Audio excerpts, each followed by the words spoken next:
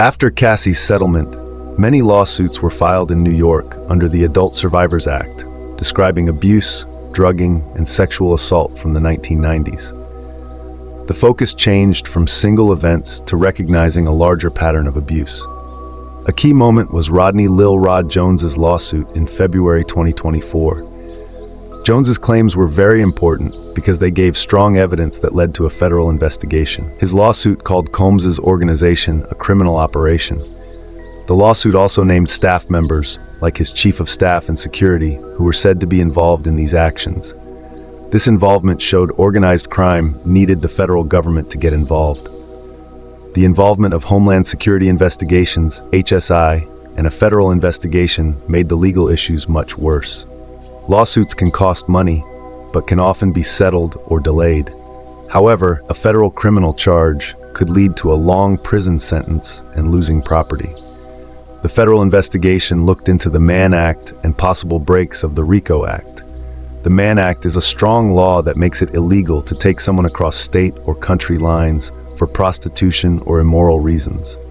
The lawsuits claim that Combs used his wealth, private jets, luxury cars, security, credit cards, and properties to move alleged victims and sex workers across state lines. Records of flights, hotels, and payments which once showed wealth could now be used as proof of trafficking. In this case, the Mann Act allows prosecutors to focus on the reason for traveling instead of having to prove force or threats. Lawyers were also reportedly using the RICO Act to build their case. RICO was originally created to go after the mafia and is a strong law that allows the government to break up a whole organization by showing a pattern of crime. This means prosecutors had to prove that Combs's alleged illegal actions were part of a larger scheme linked to his music companies. Racketeering charges could include breaking the Mann Act, obstructing justice, fraud, and money laundering. A RICO conviction could mean up to 20 years in prison for each charge and could lead to the end of his entire business, creating a serious legal threat. The raids on March 25, 2024 were a game changer. They shifted the focus from a legal fight to the public fall of a brand. When federal agents searched Combs's fancy homes, the big waterfront mansion in Miami and the $40 million estate in Los Angeles, it sent a strong message. The government meant business. The raids were done with a clear show of force.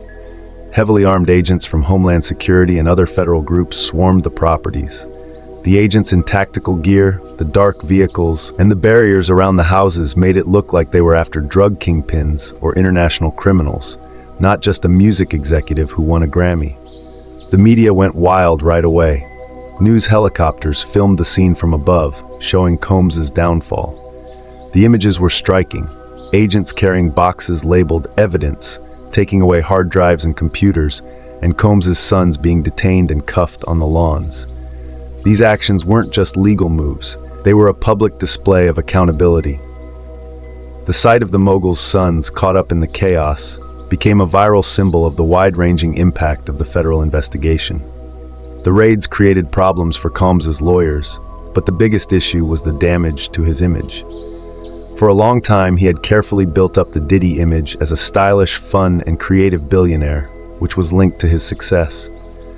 The raids damaged this image, showing him as someone in trouble and at legal risk. People were shocked because they saw a very influential black businessman facing the same legal problems as anyone else under suspicion.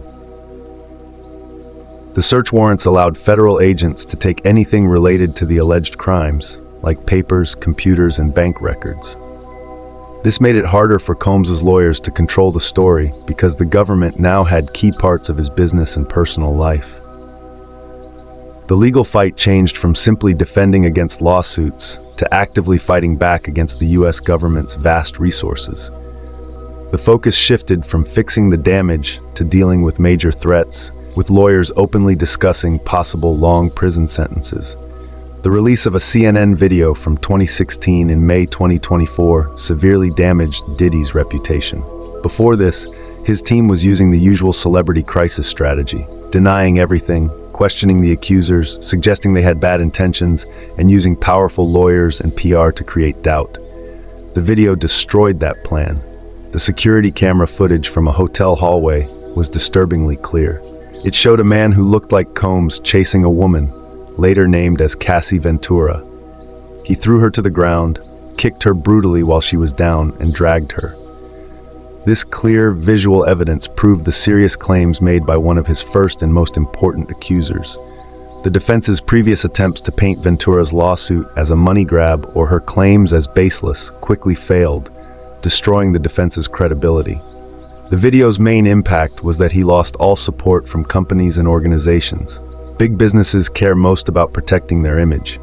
Companies like Diageo and others that had stayed quiet during the lawsuit could no longer stand by him.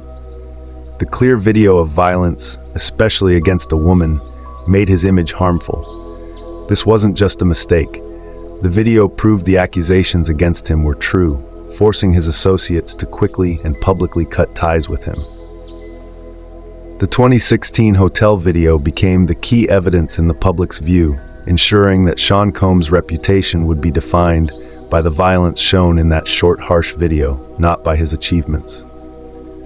The company breakup after proof of abuse was a great example of fixing a brand's image. The most important business relationship that ended was with Diageo, a large alcohol company. Even though Combs and Diageo were already in a public legal fight about racial discrimination before the abuse video came out, the criminal investigation and the video created a problem that couldn't be fixed. Combs's partnerships with Diageo on Ciroc vodka and De Leon tequila were his most successful ventures, earning him hundreds of millions and solidifying his status as a powerful businessman. Because the brand now had a bad reputation, Diageo had to quickly end their involvement and take a significant financial hit. The value of these deals, once celebrated as a model for celebrity partnerships, decreased greatly.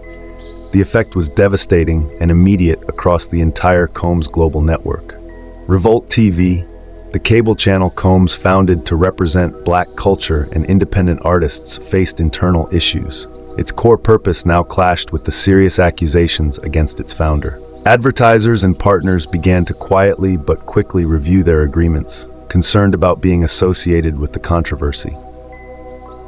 The famous clothing brand, known for its early 2000s hip-hop style, had its remaining licensing and retail partnerships closely examined. Music rights and royalties. The financial base of his empire, income from his large collection of popular songs and publishing rights, was severely affected.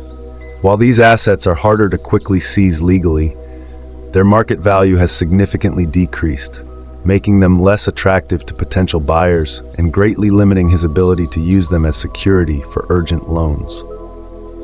As rumors turned into real, legal charges, that special appeal didn't disappear. It changed. It became a celebrity discount, or the Diddy discount, as some called it. Experts say he quickly lost hundreds of millions of dollars. This was mainly because it became hard to find new partners, current deals ended, and he had to sell things for much less than they were worth. Even worse, the lawsuits and upcoming criminal charges created a big, uncertain risk for all his remaining wealth. Anyone working with Combs now risks their money or property being frozen in future legal battles, possibly by the government. Because of this, his business world has almost completely stopped. No smart company will make new deals with him, leaving him financially isolated.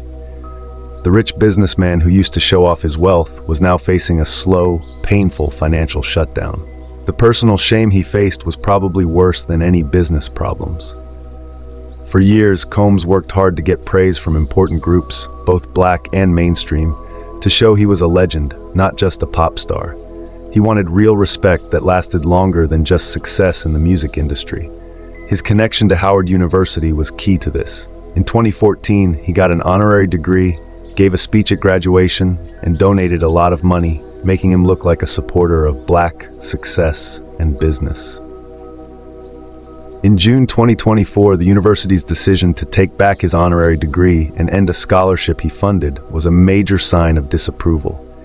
It was an official message from a top university that his alleged behavior did not match their values of education and leadership. This wasn't just symbolic. It was meant to erase him from the history of a community he had tried so hard to be a part of. Publicly, there were growing calls to take back his BET Lifetime Achievement Award, a top honor in black entertainment. While symbolic, these calls showed a desire to remove the recognition that seemed to protect him. At the same time, local and state agencies, especially in New York City where he started, began looking at how to end partnerships with him, including grants or city property for his businesses or charities.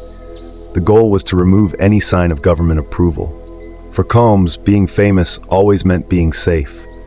People admired him for creating the shiny suit era, guiding artists, and building a global brand, so they hesitated to believe anything bad about him.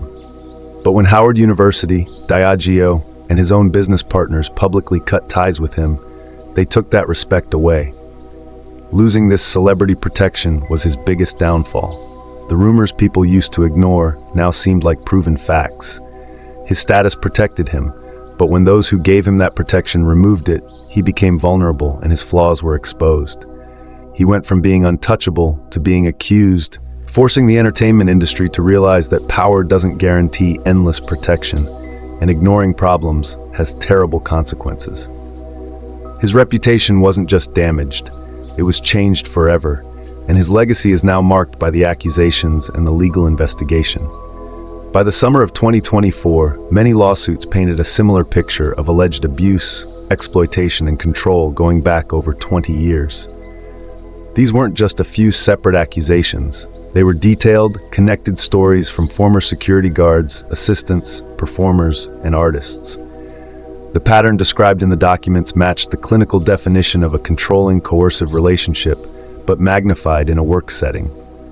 This harmful halo worked through isolation, controlling communication, travel, and relationships, making the alleged victims dependent on the Combs system for their jobs and livelihoods. Financial leverage, using the promise of great financial success, a guaranteed career break, to ensure obedience and silence. Before the trial, things were like a tense legal game. Combs hired a strong team of well-known lawyers who specialized in white-collar and criminal cases. Their main strategy was to cause confusion and delay the trial. They aggressively filed motions to dismiss the case, challenge the evidence, and question the honesty of the people making the claims to weaken the federal case. One important fight was the defense's attempt to block the 2016 hotel video from being shown in the criminal trial. They said the video would unfairly bias the jury and make a fair trial impossible. They argued that the video, which showed violence but not trafficking, wasn't related to the charges and would unfairly anger the jury. The prosecution said the video was important to show the pattern of control, violence, and intimidation that was the basis of the racketeering and trafficking charges, showing how he controlled the victims. The defense lost this fight, which was a major setback, ensuring the trial would start with very damaging video evidence. The trial, no matter when it began, went further than just looking at legal issues. It became a public judgment about whether the very rich should be held accountable. Many people saw this as the ultimate test of the Me Too movement. Could it really affect the most powerful and famous, where money and influence had always protected people? The possibility of a lifetime prison sentence for someone who had always seemed untouchable was seen as true justice, no matter what the final verdict was. Perhaps more damaging than the legal trouble was being cut off socially. The sudden silence from his famous friends, partners, and co-workers spoke volumes. The important people who went to his famous parties, the artists who joined his company, and the leaders who praised him were now noticeably absent from public view. This case changed how much power celebrities have. Accusations of using the RICO Act and sex trafficking against someone famous set a new standard for accountability. It showed that when many accusations pile up and are backed by federal laws like crossing state lines, a celebrity's usual defenses don't work. His money, lawyers, and PR, which once protected him, couldn't stop the federal grand jury. The P. Diddy image, built as Puff Daddy, Puffy P. Diddy, and Diddy over 30 years, is gone. That brand was more than music. It was about success, courage, and black business ownership. Now that story is replaced with one of abuse and crime. This damage is lasting, a cultural wipeout that can't be fixed. The harm is a judgment already made in everyone's minds. No matter how the trial ends, the financial problems will last for years. Even if Combs is found not guilty of the criminal charges, he still has to deal with many difficult civil lawsuits. After the first settlements and the large amount of evidence collected, the remaining lawsuits for sexual assault, harassment, and violence at work could cost him a total of over $100 million. His cash is at risk, his investments have lost value, and his financial future is uncertain. The man who once told others to take that, is now losing everything. Combs's initial goal was to show how to be a successful entrepreneur, giving black youth a plan for turning artistic success into business power. He was seen as a leader at the intersection of culture and business. Now this legacy is forever damaged. He will be remembered not only for the accusations against him, but for misusing his power, allegedly using his fame and money to control those who looked up to him instead of helping them. The story of the forward-thinking CEO is now overshadowed by the image of an alleged abuser, a classic lesson about the dangers of unchecked power. This situation has caused an important and tough examination within the entertainment industry. People are asking big questions. Which other powerful people are shielded by helpful company systems and NDAs that create fear? The idea that lawsuits can lead to federal charges, the Combs Doctrine, has quickly changed how risk is judged.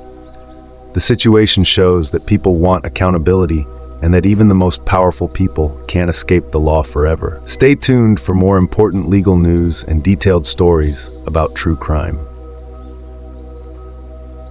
Let us know your thoughts in the comments below. Subscribe for more gripping true crime breakdowns, mysteries, and criminal psychology stories, only on Twisted Case.